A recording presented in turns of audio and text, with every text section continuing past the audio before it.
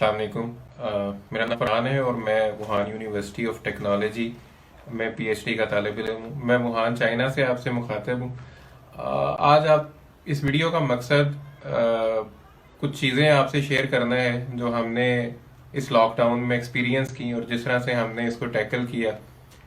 वो इसलिए ज़रूरी है कि पाकिस्तान में लोग इस चीज़ को इतना सीरियस नहीं ले रहे जितनी इस चीज़ को सीरियस लेने की ज़रूरत है। यहाँ पर मैं दो मिथ्स इसके बारे में क्लियर करना चाहता हूँ। पहली तो शायद पाकिस्तान में लोगों के जहन में ये है कि गर्म मौसम में ये नहीं फैलता, जो कि रियलिटी नहीं है। गर्म मौसम इसके स्प्रेड को स्लो जरूर कर देता है, लेकिन इसके स्प्रेड को बिल्कुल ख़त्म नहीं कर सकता या वायरस को किल नहीं कर सकता। इसकी वाज़ेह मिसाल ये है कि ऑस्ट्रेलिया में और गल्फ कंट्रीज में जहाँ पर इस वक्त अच्छी खासी गर्मी है, वहाँ भी ये स्प्रेड हो रहा है।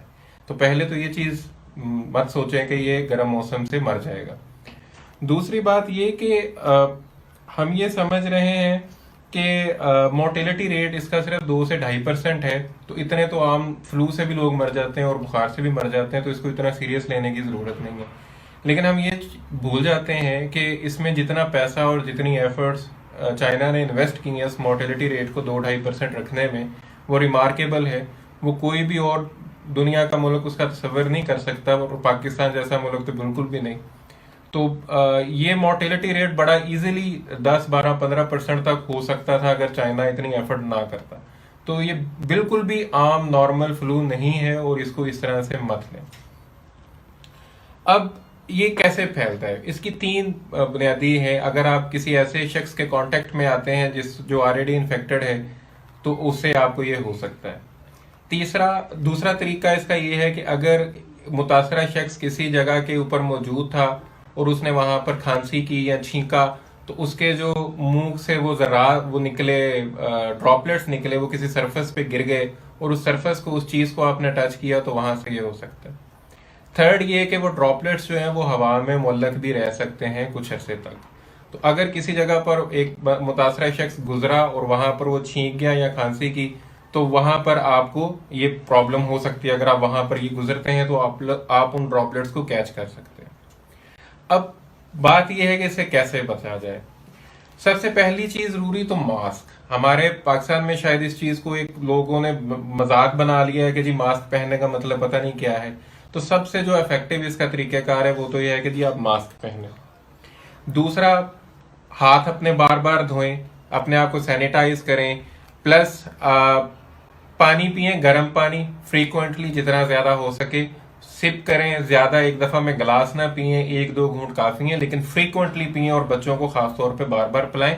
अपने गले को खुश्क ना होने दें, क्योंकि ये बेसिकली आपके गले में घर बनाता है और वहां से स्प्रेड करता है। तो अपने गले को किसी भी तरीके से मॉइस्ट रखें, उसको खुश्क ना होने दें। अब जो स्नीजिंग है, जब आप नॉर्मल कोल्ड फ्लू में भी स्नीजिंग होती है, तो आप अपनी एल्बो यूज करें बजाय के अपने हाथों के। और ये चीज बच्चों को भी सिखाएं कि एल्बो यूज करनी है, एल्बो में स्नीज करना है, हाथों में नहीं करना है, क्योंकि हाथ आप अनइंटेंशनली अपनी आंखों को, नाक को या मुंह को लगा सकते हैं।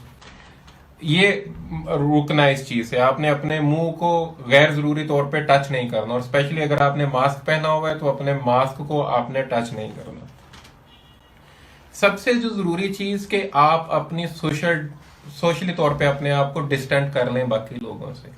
आपका घर सबसे महफूज जगह है। आप अपने घर को कैसे महफूज रखते हैं ये आप पे डिपेंड करता है। ये वायरस हवा में नहीं है, ये किसी इंसान के जरिए या किसी चीज पर लगकर आपके घर में दाखिल हो सकता है। तो आपने अपने घर को कैसे महफूज करना है ये आप पे डिपेंड करता है।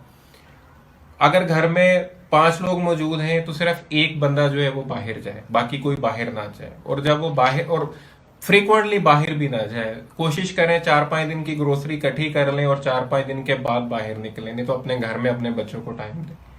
जो बंदा बाहर जाए वो अपने बाहर जाने के जूते और कपड़े अलग रखें, जाते हुए मास्क पहने, और अगर ग्लव्स पहन सकता है तो ग्लव्स पहने। जब वो घर में वापस आए तो वो जूते और कपड़े गेट के पास ही उतार दे, उन्हें वो घर में ना लेके आए, क्योंकि उन जूतों या कपड़ों के साथ लगकर ये चीज आ सकती है। मास्क अपना वहीं पे डिस्कार्ड कर दें, और मास्क डिस्कार्ड करने से पहले उसको काट दें, या उसकी वो जो साइड पे वो होती है उसको आप तोड़ दें, ताकि वो किसी के यूज में ना आ सके दोबारा। तो कोशिश करें, जो आप बाहर जूते पहन के गए हैं, कपड़े पहन के गए हैं, जूतों को आप गेट पर उतार दें और कपड़ों को आप उसी वक्त चेंज करके उनको धो दें। उस वक्त तक आप किसी के घर के किसी फर्द से ना मिलें, ना बच्चों के पास जाएं, ना अपने पेरेंट्स के पास जाएं, जब तक आप खुद को वॉशअप नहीं कर लेते बाहर से आने के बाद और अपने कपड़े चेंज नहीं कर लेते। और बच्चों को मना करें, डोर नॉब्स को ज्यादा टच ना करें, गेट जो बाहर वाला गेट है उसको ज्यादा टच ना करें। जो गाड़ी आप यूज करते हैं उसको डिसइंफेक्ट करें और गाड़ी में किसी अनजान शख्स को बैठने ना दें। सिर्फ घर के लोग उस गाड़ी को यूज करें और बेजा तौर पर गाड़ी में किसी और बंदे को ना बैठाएं। जहां तक मुमकिन हो पब्लिक ट्रांसपोर्ट को अवॉइड करें। उससे अगर आप पैदल चल के कोई काम कर सकते हैं तो पैदल चल के वो काम करें। और कोशिश करें जब बाहर हो तो लोगों से कम 6 फुट का डिस्टेंस मेंटेन करें। सबसे जो इफेक्टिव इस चीज को रोकने का है वो है कि आपने इस चेन को ब्रेक करना है। अगर ये चेन में चलता रहेगा, स्प्रेड करता रहेगा, तो ये रोकना नामुमकिन हो जाता है। जब तक आप चेन को नहीं रोकेंगे, और आपने कोशिश ये करनी है कि आप उस चेन का हिस्सा ना बने, अपने आप को उस चेन का हिस्सा बनने से आपने रोकना है। फिर सबसे ज्यादा प्रॉब्लम क्या है कि हम ये समझते हैं कि हर चीज गवर्नमेंट ने करनी है, हर चीज गवर्नमेंट करे। लेकिन जो चाइना में या वुहान में रह के हमने एक्सपीरियंस किया है कि जो सोसाइटी इसमें रोल प्ले कर सकती है उसको रोकने में, गवर्नमेंट, कोई भी दुनिया की गवर्नमेंट हो, वो ये अरेंजमेंट नहीं कर सकती। तो गवर्नमेंट पे मत रहे, गवर्नमेंट जो कर रही है उसको करने दें, नहीं कर रही नहीं उसको भी छोड़ दें। अब अपनी कोशिश करें, आप जितना खुद को आइसोलेट कर सकते हैं, जितना अपने घर को आइसोलेट कर सकते हैं, जितना लोगों की से दूर रह सकते हैं, अपने आप को रखें। जो सबसे ज्यादा एट रिस्क लोग हैं वो या 50+ एज ग्रुप, इससे बहुत ज्यादा इफेक्ट होता है, जो क्रिटिकल इलनेस डेवलप कर लेते हैं इससे। प्लस जिन लोगों में पहले से कोई प्रॉब्लम है, जिस तरह डायबिटिक है, हार्ट प्रॉब्लम है, वो अपने को इससे बचाएं। तो प्लीज इसको खुदा का वास्ता है सीरियस लें। ये जुक्तबाजी से या फेसबुक पे मीम बनाने से ये खत्म नहीं होगा, ना फेसबुक की डिस्कशन से ये खत्म होगा।